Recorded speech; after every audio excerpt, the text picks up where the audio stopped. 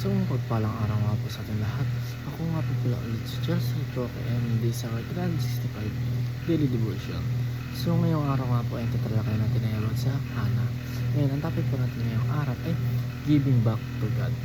So, ang ating pag-aaral ngayong araw ay matatagpuan sa 1 Samuel chapter 1 verses 27 to 28. And ang sabi po rito ay, dahil sa batang ito, ako ay nanalangin at ipinagkaloob sa akin ng Panginoon ang aking kahilingan na idinulog sa Kanya. Kaya't ipinapahiram ko siya sa Panginoon. Habang siya'y nabubuhay, siya ay ipinahiram sa Panginoon at doon ay sumamba siya sa Panginoon. So, ang unang katuruan po natin ngayong araw ay Hannah prayed earnestly for God's help. So, sinasabi rin sa unang katuruan na si Hannah raw masinsinan ang kanyang pananampalataya o pagpupray.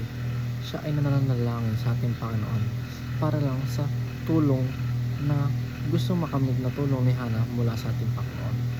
Talagang napaka-earnestly ang kanyang panalangin para lang matulungan siya o mapakinggan ng ating Panginoon kung ano nga ba ang hinihiling niya, at ito nga yung gusto niya, matulungan siya ng ating Panginoon.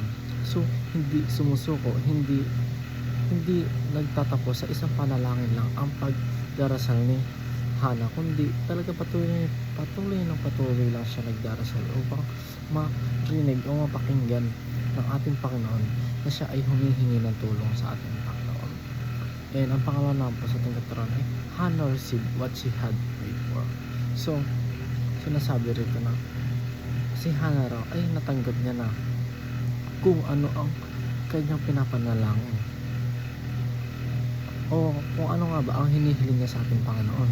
So, ganun nga kataas o ganun kalalim ang pananampalataya ni Hannah, ng kapwa natin ng tao na si Hannah, sa ating Panginoon, dahil patuloy lang siya nananalangin hanggang sa matanggap niya ang kanyang dalangin sa ating Panginoon, at hindi siya sumuko sa pagdarasal dahil nga alam niyang matatanggap na ito. And ang last naman po sa ating katuruan ay Hannah dedicated what she received to God. So, si Hannah raw ay talagang dedicated siya sa lahat ng bagay para sa ating Panginoon, dahil nga alam niya na ang ating Panginoon na ang makakagawa ng lahat ng bagay na kanyang hinihiling o ang lahat ng bagay na naiisip niya dito sa mundo ito. Kaya sobrang devoted, sobrang dedicated na ni Hannah sa ating Panginoon, dahil nga sa munting panalangin pa lang ay natatanggap na niya. What more pa kaya sa iba pang may nangangailangan sa ating Panginoon. And yun lang po, dito na po ang tapos. Thank you.